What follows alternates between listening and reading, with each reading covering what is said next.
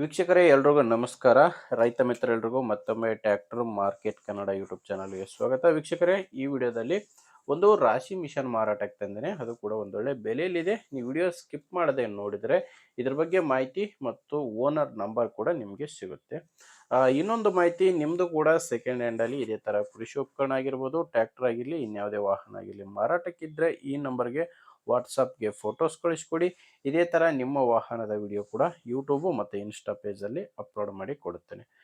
ವೀಕ್ಷಕರೇ, ಇನ್ನು ರಾಶಿ ಮಿಷನ್ ಮಾಹಿತಿ ಬಂದರೆ, ಇದು ಬಂದು ಕಾಮಧೇನು ಕಂಪನಿಯ ರಾಶಿ ಮಿಷನು. ಮತ್ತು ಮಾಡಲ್ ಇರೋದು 2024. ಇದನ್ನ ಓನರು 2024ರಲ್ಲಿ ತೊಗೊಂಡಿದ್ದಾರೆ.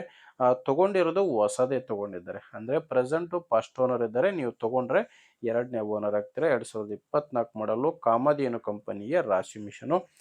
ಇದು ಮೆಕ್ಕೆಜೋಳಕ್ಕೆ ಬರುತ್ತೆ.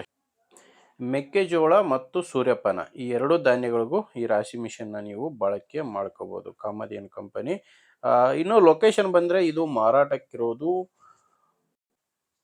ಹಾವೇರಿ ಜಿಲ್ಲೆ ಬ್ಯಾಡಗಿ ತಾಲೂಕಿನ ಆನೂರು ಗ್ರಾಮದಲ್ಲಿ ಈ ರಾಶಿ ಮಿಷನು ಮಾರಾಟಕ್ಕಿದೆ. ಹಾವೇರಿ ಜಿಲ್ಲೆ ಬ್ಯಾಡಗಿ ತಾಲೂಕಿನ ಆನೂರು ಎಂಬ ಗ್ರಾಮ.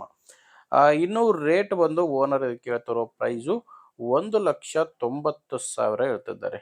ಇದು ಫೈನಲ್ ಅಲ್ಲ ವೀಕ್ಷಕರೇ. ಓನರ್ ಇದಕ್ಕೆ ಹೇಳ್ತಿರೋ ರೇಟು 1,90,000.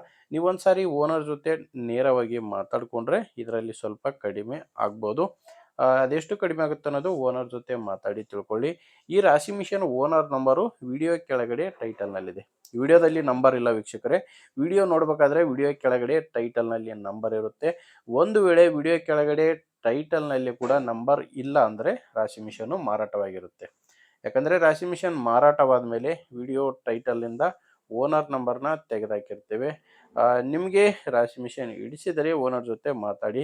ಇಲ್ಲಾಂದರೆ ನಿಮ್ಮೂರಲ್ಲಿ ಬೇರೆ ರೈತರು ಯಾರಿಗಾದರೂ ಅವಶ್ಯಕತೆ ಇದ್ದರೆ ಅಂಥವ್ರಿಗೆ ವಿಡಿಯೋನ ಶೇರ್ ಮಾಡಿ.